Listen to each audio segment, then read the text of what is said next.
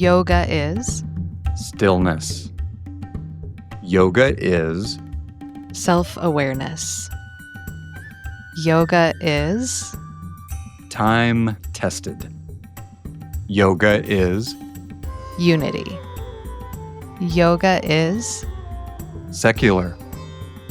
Yoga is evolution.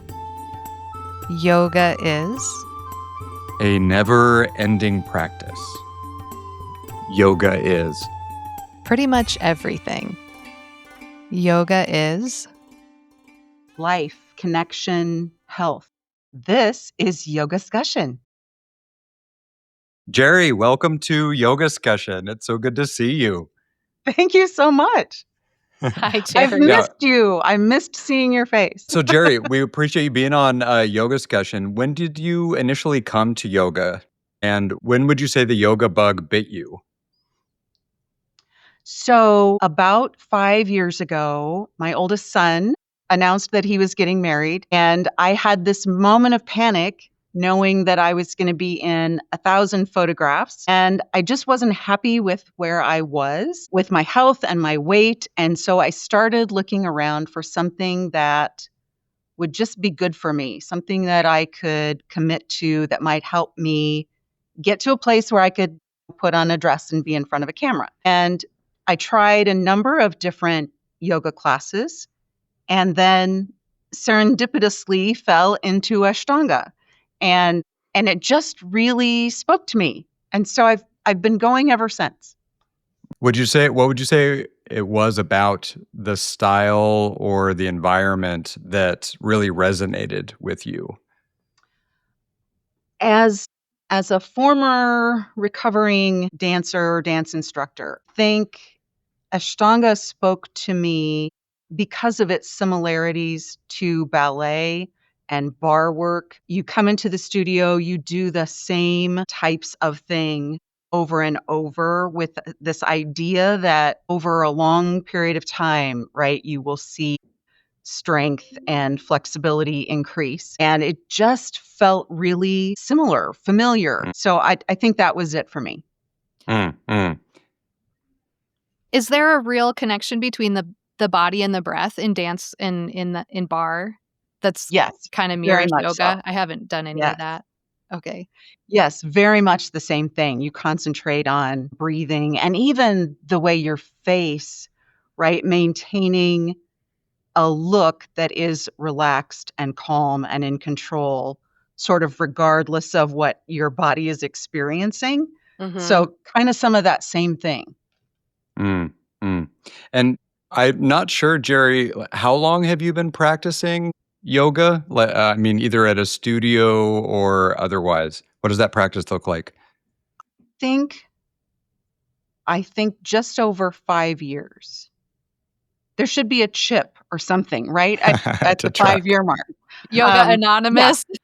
Yeah. Yogis Anonymous. Yeah, I like think this so. idea. We need these little milestones. Exactly. Some kind of acknowledgement. I am doing this and it's important.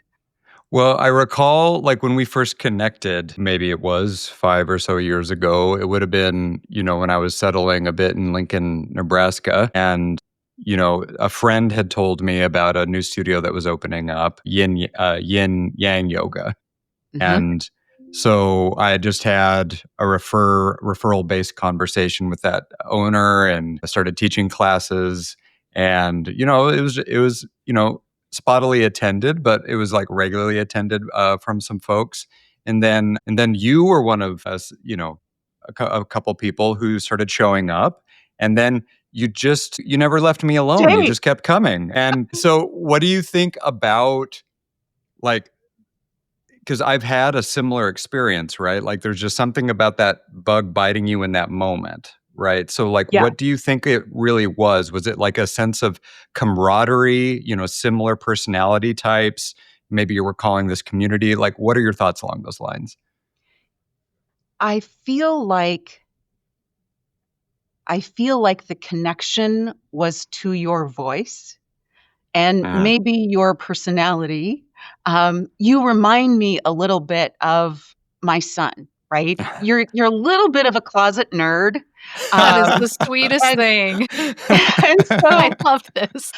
and so I think that was the connection. And then the fact that sort of the same people, and it was a smaller group, so I was comfortable in the small group, and the people who are there just felt open, inviting, welcoming, right? I always felt very much at home, and I didn't have to be self-conscious about my body or what I was doing or, I mean, I just felt comfortable. Mm, And then I've learned, right, over time by going occasionally to other classes or being out of town and I want to go to a class, yogis are just that way. Just even in mass, right? You can get a whole room full of people together practicing yoga. And for the most part, I've never felt judged or mm, I mean, I've just felt welcome. So I think it is a community of people. I don't know, right? Does yoga draw those people mm. or do those people become yogis and become better people? I don't know which way it goes, chicken and egg kind of thing, but Well, yeah, it was good. it seems like you're talking about like this thing that you can bottle, right? And then like you take your sips with your attendants. But Yes. like, have you ever tried to share like that great yoga goodness from the bottle with anyone else in your life? Do you find like you're Oh like my gosh. that naggy Yes, yoga person trying to bring people to the that studio? is Or me. yeah, That yeah. is I mean, me. raise your And hand, right? right, and people are sometimes surprised, right? Like, they're Mm, like, "You practice yoga?" "Yes, yes, I do, and you should as well." Really, everyone should. But I really believe, right, you send the message out over and over and over, and you never know when it'll be the right moment for it to be received. So, like a good commercial, you see it 10 or 15 times on the air and you ignore it completely until that moment when you need an air purifier and all of a sudden that's the best commercial you've ever oh my gosh, that's the thing. So mm. I'm of the mindset that I'm going to continue to nag and remind and just drop hints here and there about how wonderful this is until it hits at the right moment. So many people in my life I just think could benefit in so many ways. And I have 85-year-old parents who live on their own. They both drive everywhere they go. They're super healthy. I mean, just got back from Florida, taking them on a trip to the beach. Mm. They're a riot. I love them to death. And I just think, wow, a little bit of this, a little bit of stretching, a little could really make you feel better. And yeah, so I throw that out there all the time. Yeah. Have you gotten or won any converts over the years? Yeah, yeah, I have. Casey, who was the friend that I initially recruited, right? Come be in class with me so I don't have to do this by myself, has stuck with it.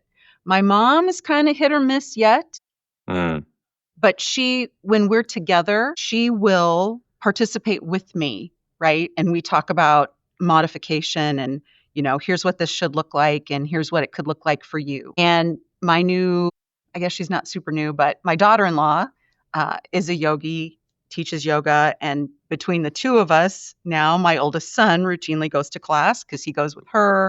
He goes when we're nice. together.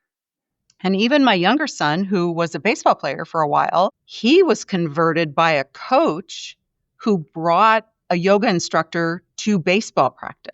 This is Yes. college level baseball. Just the benefits, again, flexibility and mobility and strength. And so he kind of tried it then, let it go, but he's been open. So when I suggest, hey, let's go to class, he'll come with me. Nice. That's wonderful. Yeah. An old head coach, I don't know if he's still the head coach of the Seahawks, the Seattle Seahawks, but Mhm. he would have his students, he would have his players do yoga and meditate before every game. And I Yes. think that was the year that they almost won the Super Bowl. But I was telling everybody, "Oh my gosh, Yeah. like, why are we not doing yoga in sports? Because it's so good for visualization, It makes calming you sense. down, preparing you, like, warming the body up, you know?" Yes. Yeah, and I think I've read that that's spread, but I think the Seahawks and Pete Carroll, I think, is the coach that you're talking about. I think it like became popular with them because they were playing so well, Oh, and they then we're played like, so oh, great that the year. people should be doing this, on the practice field. So yeah, Mhm. it makes one wonder how even beyond the physical aspect, like how practicing mindfulness or even just pranayama or meditation can really help people. I mean, professional athletes, sure, but in a variety of professions. Mhm. When I Yeah. was first, kinda starting back into yoga, I was running before I headed back into, like, a really intense time of practice in my life, and it was amazing how just learning how to breathe better, it made my running so much better. So Mhm. much better. Like, I could just breathe better. I'd be running, and it was like, "I can breathe so good." And that was all Right. from breathing in my classes? Mm, And I feel mm. like running really compacts your muscles. And then this idea of yoga just sort of offsetting that and stretching and making you less injury prone and allowing you to run longer. Yeah, Mhm. I don't know if any listeners would be able to connect with this or either of you, but I was running a lot in my 20s and into my 30s, and I stretched. I wish I had stretched more.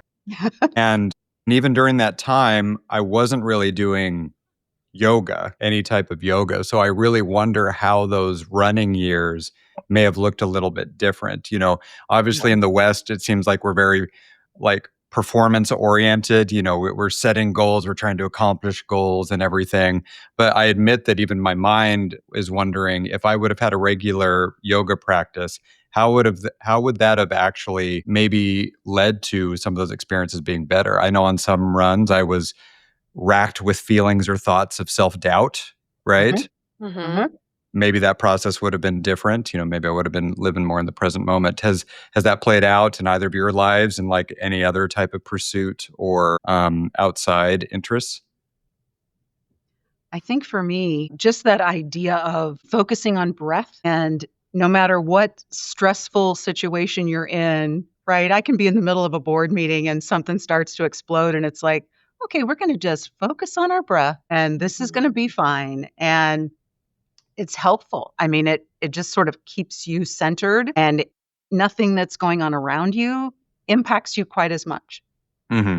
It's Yeah. so true. It's so true that just and I think we forget that the breath is such a wonderful free tool, right? That Mhm. we can access in our bodies. Like, we're so externalized in our kind of capitalistic modern world where it's like, we'll buy something to reduce stress. And it's like, you have this free tool in your body already that, like, is both autonomic and can be manipulated. Like, if you don't want to Mhm. pay attention to your breath, it doesn't stop. Yeah. But if you want to take things down a notch or regulate your nervous system, just start paying attention and breathing deeper and exhaling longer. And it's the one thing that I wish we taught a little bit better in yoga classes, especially to beginners, is like, this is a tool. This is like free. It's a thing that you have always in your body. Mhm. Yeah, like Like, a breath first approach. yeah, it's a bridge. I mean, it's a bridge between your mind and your body and your mind and your emotions, your body and your emotions. It's lovely.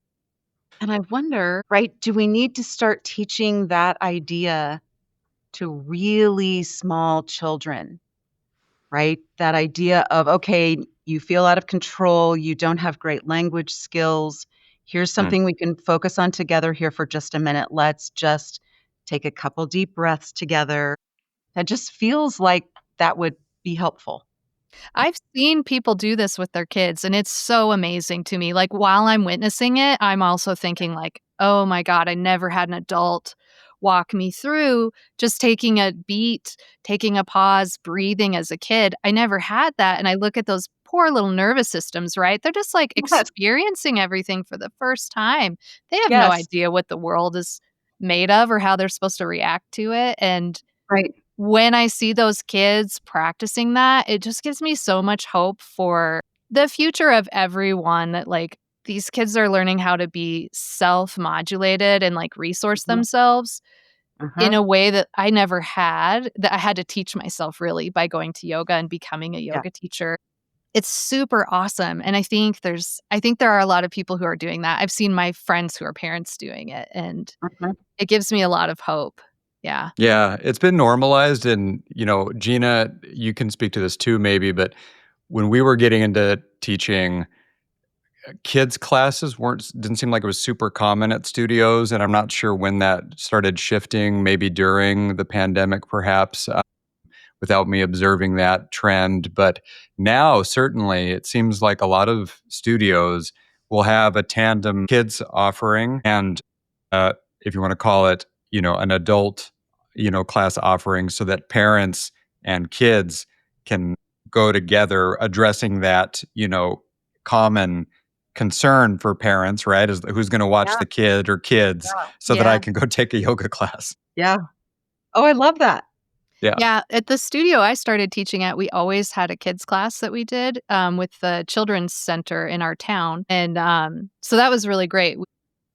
We had always done that. And then I would also have parents ask me if they could bring their kids to class. And I'd say, yeah, bring them.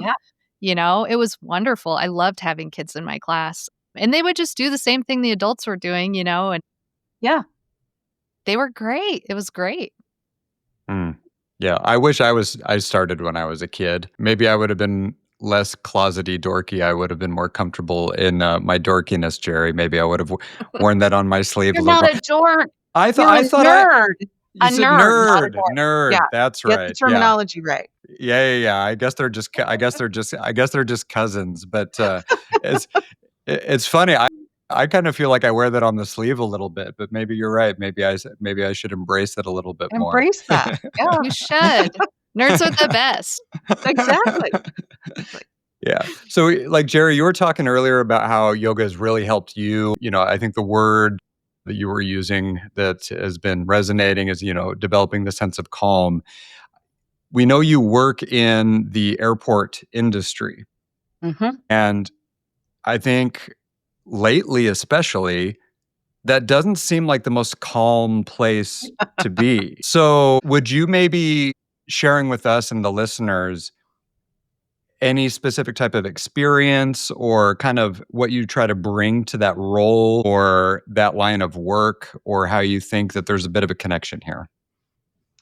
Yeah, I embrace the role of the calming presence.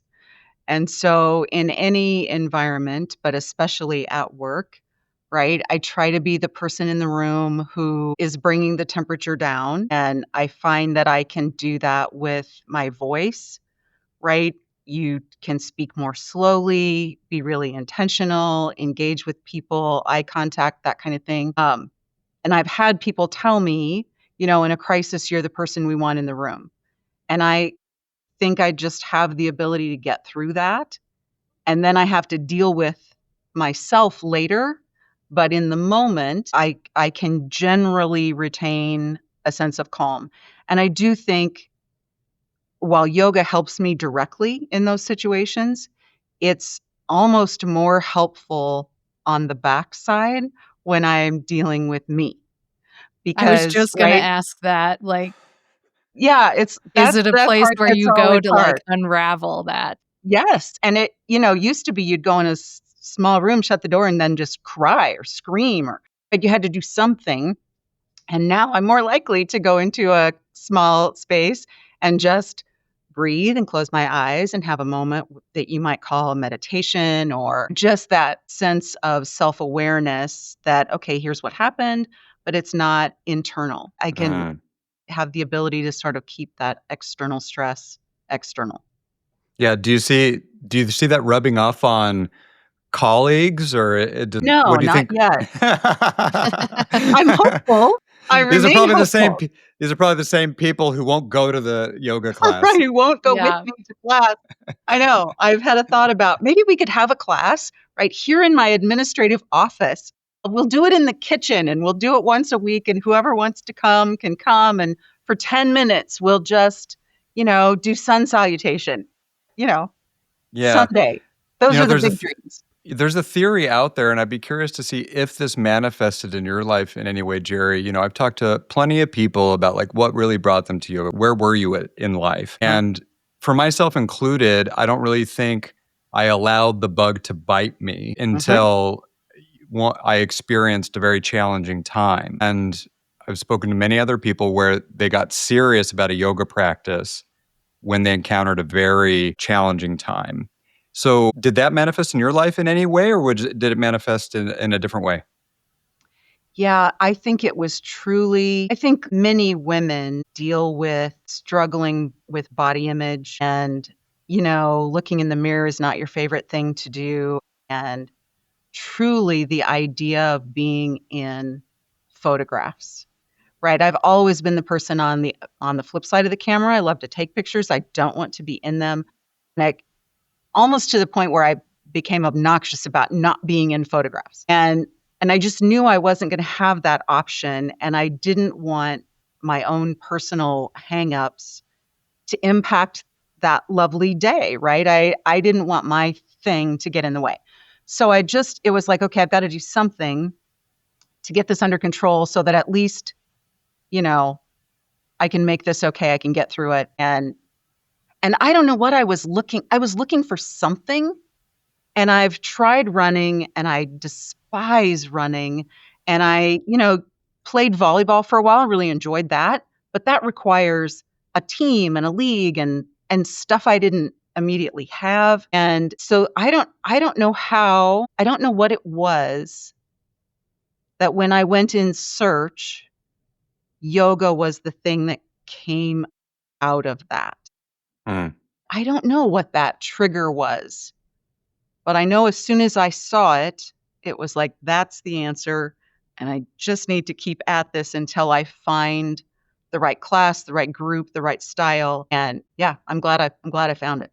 Do you think that the practice of yoga and this idea of like the mind body kind of bridge? I mean, right now, we talk about the mind body bridge, but it's like the mind and body are not separate; they're the same thing. But do you think that the way we talk about that in yoga classes that it did make you feel stronger, right? Like you got Oh stronger, yeah. and you probably Yes. got thinner because you got stronger. But do you think that your Yes. confidence, it maybe built your confidence in just being in your body? Yes. Yes. Can you speak a And little bit about that? I think some of it is just intentional awareness. And I think some of it is about being in a group of people all in tights. And it's like, okay, right? We're going to do this together. This is going to be okay. Um, some of it is about the language, I think. In the studio that I practice in, right, Namaste is on the wall and the definition is on the wall. And it's about seeing each other, not necessarily external physical characteristics, but seeing really who you are as a person and accepting Mhm. that. I do think that spoke to me and helped me really. Mm. Yeah, like decommodified what it means to have a body in a culture that centers and objectifies that. Yes. Yes. Yeah, that's beautiful. Well, and it's tricky too, because, it's a well discussed thing about as yoga evolved in the West after being brought to the West, it became this, commodified thing, like how can we sell this? And no better way to sell that with the attractiveness of the female form. So I really appreciate that we're actually touching on this aspect, of I guess you might say yoga culture, like the tights and the Lululemon. I could drop other brand names. Yep. And it's interesting how being in the space for a while, I don't necessarily claim to have a finger on the pulse of where it's at right now, but it seems like the day and age where that form of yoga, the spa form of yoga, like that still obviously has its arena and its following, because I think that's always going to be a target demographic, right? That's because when you just think of the culture, right, that's going to be where a good chunk of people go. And that's where my journey began. It was fitness, mirrors, popular music that was catchy, and your class attendance was probably largely influenced by how good your playlist was. Mm-hmm. Yeah. Yeah. And so it's interesting to see how I think this kind of authenticity, or people searching for something a little more, you know, I don't want to say traditional, but something maybe a little deeper, seems to also have grown over the last decade. I don't know what either of your thoughts are on that. I think for me, that's another reason why Ashtanga spoke to me. I was looking for a workout. I was looking for something that would make me stronger. And there were lots of yoga classes that were just not as intense. So I wanted to say cute or more fun, or right, the music was boppy and you could go, and that was great, but I left not feeling like I felt okay, but not like, okay, I really got something out of that. Ashtanga, I mean, I've been doing this now for a while. It has not gotten any easier. Get to the end of every class, and I'm so thankful that I got to the end of the class. And I walk out and think, okay, you really just did something, right? That's An something accomplishment. to be proud of, to pat yourself on the back. You've done this. You're continuing to do this. You're continuing to show up, and it's worthwhile. Not that any other form is not, but for me, right, I work every day. I commute an hour each way to get to work. I have a family. I have other responsibilities. I work with my parents. I don't have a lot of free time. So if I'm going to commit an hour and a half twice a week to something like this, or 3 times a week, I mean, my goal is to get to 3 times a week. I'm working on that. That has to really be meaningful in my life, and this has filled that role. Yeah, Jeri, I remember when I found out that you didn't live in Lincoln, you lived in Omaha, the Omaha Yeah. area, and that you had this commute even during winter days, and you were still showing up so regularly. And when I learned that, I admit that like it made me think about, if Jeri is showing up, then Yeah. I need to make sure I I'm need really to be showing. there. Not that I didn't already have that. Don't get me wrong. Not that I Yeah. didn't already have that intention, but I do think that I remember that moment where I was just like, "Oh wow, I need to honor this." Yeah. So Yeah. yeah. Appreciate that. I'm wondering, Jeri, yeah, you have a very full life. So, like, what keeps Mhm. pulling you back to your mat? Like, what is your motivation to continue to devote yourself to this practice and keep it central in your life? The benefits for me are really tangible. I'm a better human. I am more calm, I am more focused, I am less anxious, my health is better, and I need to be present. I need to be present for my family, for my parents. I just learned recently I'm gonna be a grandmother, Oh, so I have even congratulations. Thank you, thank you. So I'm even more motivated, right? I think, today, none of us know what our life expectancy is. Mm. But as I spend time with, again, my 85-year-old parents, you begin to think, okay, I could be around a while. And I would like that time to be full of adventure and travel and good health, and good mental health. And Mm. this is part of that journey. I think this is a way for me to get there. Mm. Mm. Yeah, and I'd And hope. maybe be better for other people too, Yeah, that's what I was just thinking. It's little statements like that, or if I would just look at some of the same people that I've nagged about yoga over the years and just kind of give them like a knowing Hey. nudge, or look. It's like someone else is saying it, someone else is saying it. Like maybe it's a good opportunity to maybe transition to a little bit of silly questions. And so when I think about what my home practice has looked like I Mhm. remember during the pandemic years, Jeri, meeting over Zoom and that being kind of weird at the beginning, and then like seeing you and others practicing at home and thinking about how your home practice might be because it was like the pandemic. What does your home practice look like? I mean, I know you've touched on how you have a demanding career and other responsibilities, like with family. Of course, there's value in that community and showing up to a public class. But is there times where you meditate in moments at home? Is there any type of practice off of the mat that plays out in your life? Yes, that's an ongoing journey. Um, I have heard you say 100 times, you got to do this every day. You do this at home. You do this all, when you wake up in the morning before you go to bed at night. And it took me a long time. It probably took the pandemic, honestly, to get me to even try this at home, right? I am so much more motivated if I go to class and I'm showing up for other people and there are other people involved. That for me is commitment. If I'm home, then there are 1,000 other things I need to do. And so taking time to do yoga at home has been one of my biggest challenges. And so I've really started to deconstruct what that looks like. It's like, okay, you're not going to give yourself an hour and a half right now to go to the basement and get your mat out and do a practice. That's okay.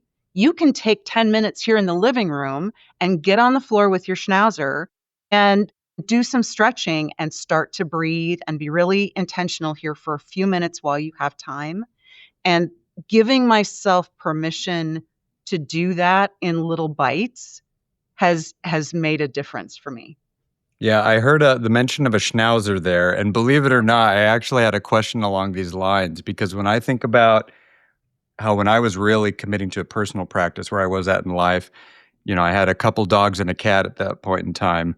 And I had to learn that if I wanted an uninterrupted practice, I had to be alone with the door closed, like in a Yeah. room. There was not going to be Yeah. any like communal space in the house where this was going to play out because I would just go to this room, wasn't closing the door. And I remember acutely, like it was at this moment in time where I was shifting from terrified of Shirshasana headstand to I am going to learn this and do this. Mhm. And all those times where I was up against the wall learning and then moving away from the wall and dogs sneaking in and licking my face and Yes. making it much Yes. harder, or a cat coming in and slinking its way like along me. And I'm like, you're not making this any easier, fuzzy companion. So do you have any fun stories that you might share along those lines? Has anything like that happened to you? Oh, absolutely. Right. George is my Schnauzer. Mm. And he's my dog. And there's no way for me, that's not true. I could go to a room where I could lock him out, but then again, that makes that more difficult. So if I can get on the floor with him and he thinks, "Ooh, this is playtime," and work with him, then it's good for both of us. And I again, it love just it. gives me that additional motivation. Right now, I'm giving George one-on-one time. I'm getting some stretching in, and he's thinking it's great. So you're right. I have so many challenges in yoga. If I was really working on something that scared me, I'd probably try to do that alone. But if I'm going to just get that 10 minutes of happy time, I'd just as soon do it with George there. I Yeah, love puppy that puppy time. I love that you are, there's so many yogis who have such good intentions and it's like yoga every damn day. Like I'm going to do an hour and a half or an hour or Yep. whatever. And it's like, Yep. sometimes I just want to be like the reality of our lives as householders, right? The reality of our Yes. lives, like taking care of our aging parents and our children and our grandchildren, and our families and our dogs and our jobs is like we are going to be blessed to get 10 minutes in a day if Yes. we get it in that day, you know? Mm. And yeah, when I'm on my mat, I'm like, all animals welcome. I'm like, everybody get in here. We're all gonna like ooze around on the floor. Yep. I love Yep. Yeah. So thank you, pets, for all of those moments to practice reflecting and not reacting, and yeah, also yeah. what you've added to those present moments. Yeah. So Gina, do you have any questions? Well, I was gonna ask you, what is one part of your practice right now that's like just really nourishing you, that's like feeding you, filling you up? And it could be a Mm. pose, it could be a specific pose, it could be breath, but like, is there something right now that's just like keeping you going that when you get to it, you're like, oh, yeah, this.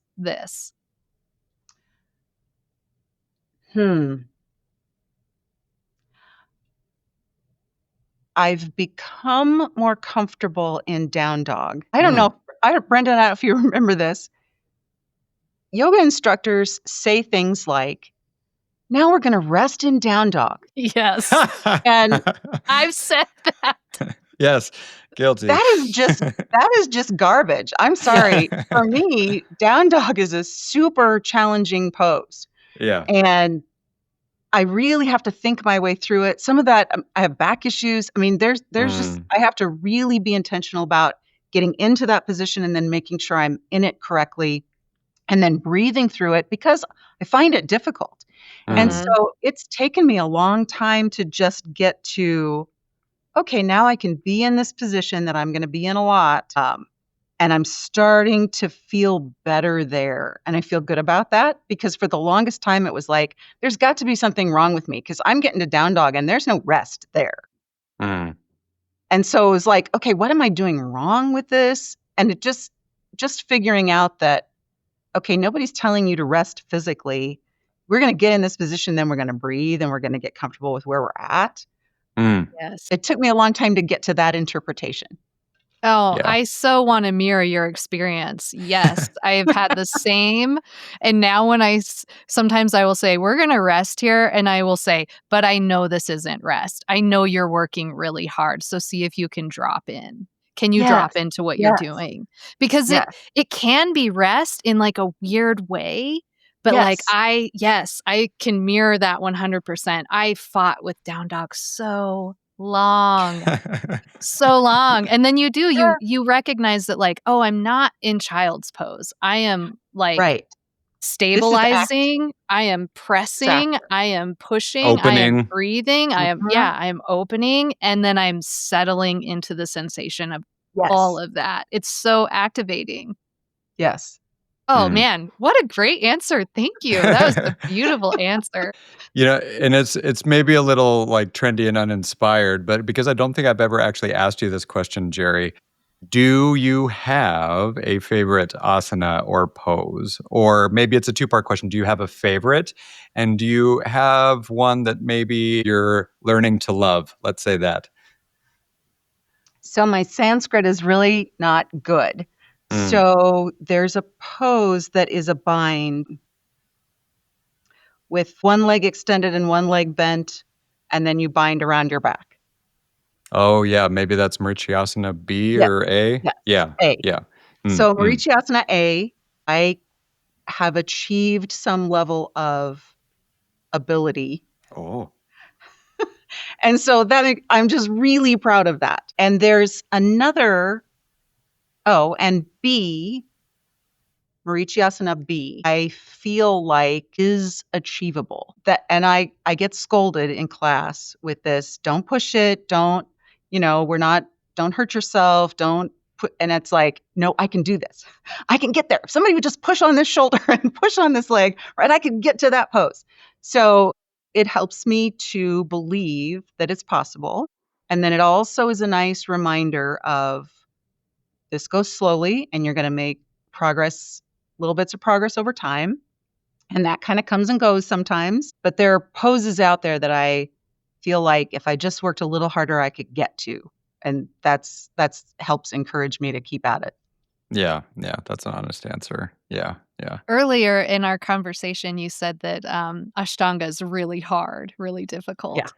And I wonder if the difficulty, I don't know if this maybe resonates, but if the difficulty is that you are improving, you are getting more. So you're going to, that next krama up, as we would say in like a teacher training, you're getting to that next, okay, now we're going to straighten the leg instead of have the leg bent, or now we're going to add the bind in. And so you're meeting yourself always at the threshold of what feels hard, but is actually like you're doing it. Yeah.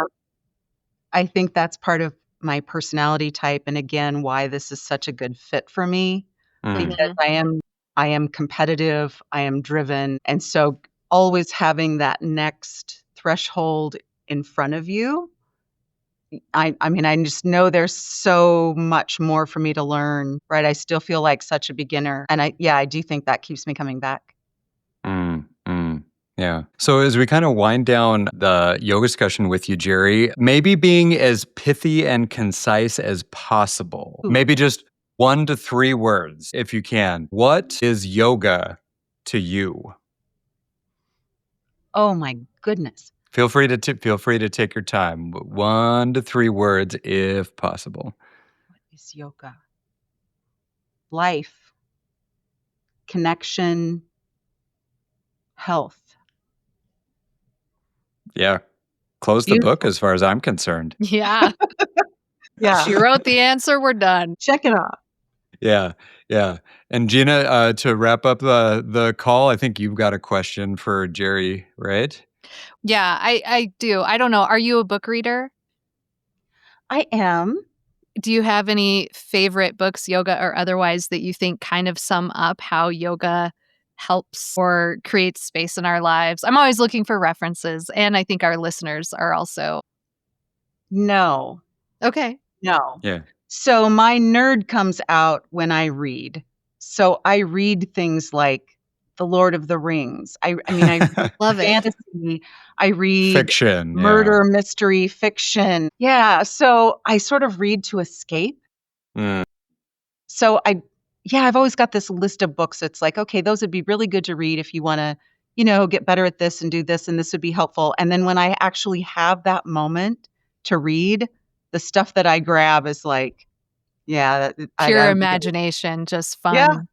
Yeah. Nice. I love it. So what's the best pure imagination book you've read lately? Oh my gosh.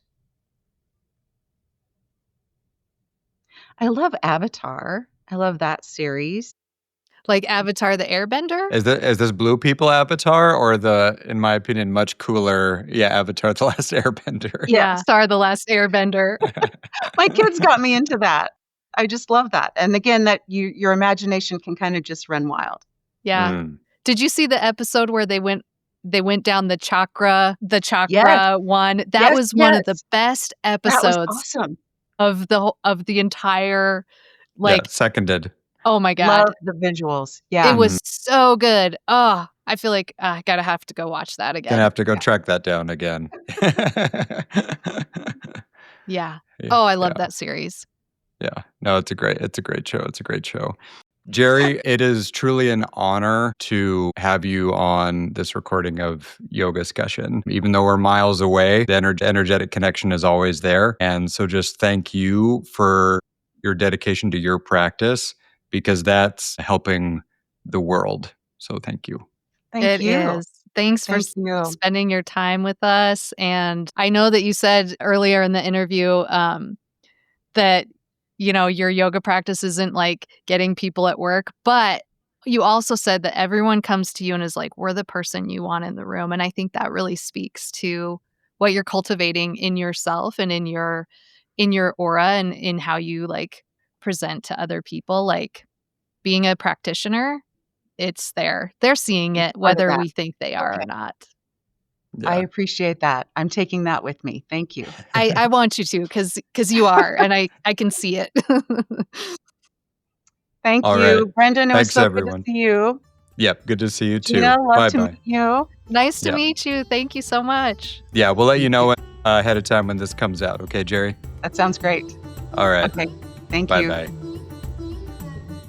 Hey, listener. Want to get early access to ad-free episodes of the entire Growing Yoga Scussion archive, as well as live recordings? Want to submit comments and questions to the guests and the hosts? You can join the Yoga Scussion Circle and receive a link to join each Yoga Scussion episode as it's recorded.